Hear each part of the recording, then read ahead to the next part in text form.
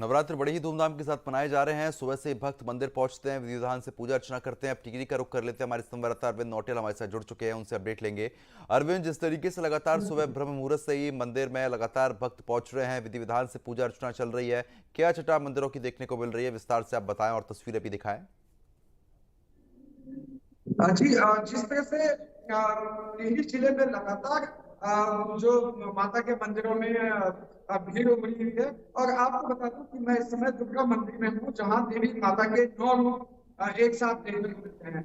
साथ ही बता दूं कि टिहरी जिले में 3 ऐसे सिद्ध पीठ और शक्तिपीठ है माता के। एक सुकंडा मंदिर है, एक कुंजापुरी मंदिर है और एक चंद्रवती मंदिर है। यहाँ पर देश विदेशों से जो पर्यटक है वो माता के दर्शन करने आते हैं। और कई जो हमारे जो श्रद्धालु है उनसे हमारी बात हुई, तो कई श्रद्धालु ऐसे थे जिन्होंने कहा कि जो माता है वो बहुत दयालु है और इनसे जो भी मन्नत मांगी, श्रद्धा से जो भी मन्नत मांगी जाती है वो पूरी होती है। और कई ऐसे श्रद्धालु थे जिनको की कई वर्षों से संतान प्राप्ति नहीं हुई थी और उन्होंने माता के मंदिर में आके मनोकामना मांगी थी। लेकिन तुरंत उसके साल भर बाद आज वो फिर मंदिर में अपने संतान को लेकर पहुंचे हैं। तो कहीं ना कहीं माता दयालु है और दयालु, और माता अपने भक्तों की को कभी निराश नहीं करती है और हमेशा अपनी माँ को जो संतान है और जो उनके श्रद्धालु है उनकी मनोकामना पूर्ण करती है। और आपको बता दूं कि जिस तरह से सुकंडा मंदिर है, सुकंडा मंदिर में एक आश्चर्यजनक चीजें आपको देखने को मिलेगी कि वो जो सिक्कुट पर्वत है, सिक्कुट पर्वत पर कहीं पर भी पानी नहीं है। और पानी, और उसके बाद जो सुकंडा मंदिर है उसके ठीक नीचे एक पानी का स्रोत है।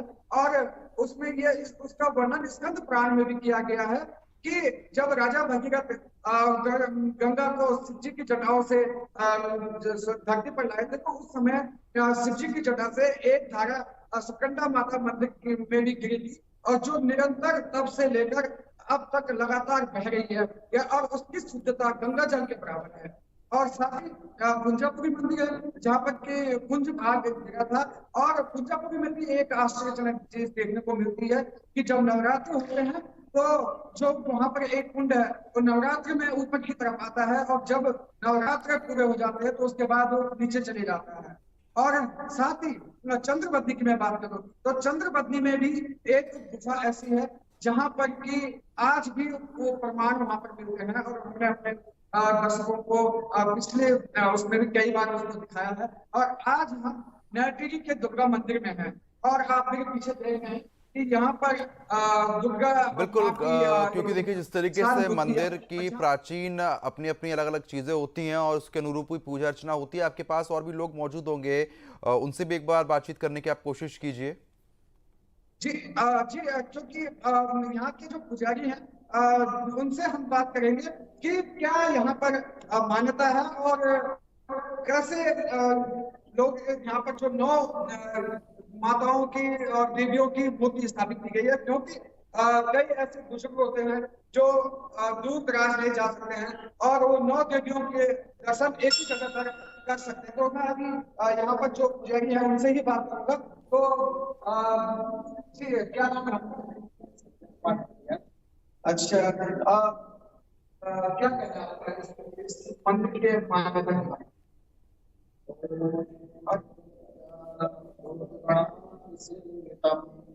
भवेत्तजम्बुफलचारुभक्षणम् उमासुतं शोकविनाशकारकम् नमामि विघ्नेश्वरपादपङ्कजम्। माता यहाँ 9 स्वरूप में प्रवृत्त है, जो कि पूर्व में पुरानी पीढ़ी में स्थापित थी, जो बहुत पुराने समय से थी और बड़ा भव्य मंदिर था पुराने पीढ़ी में।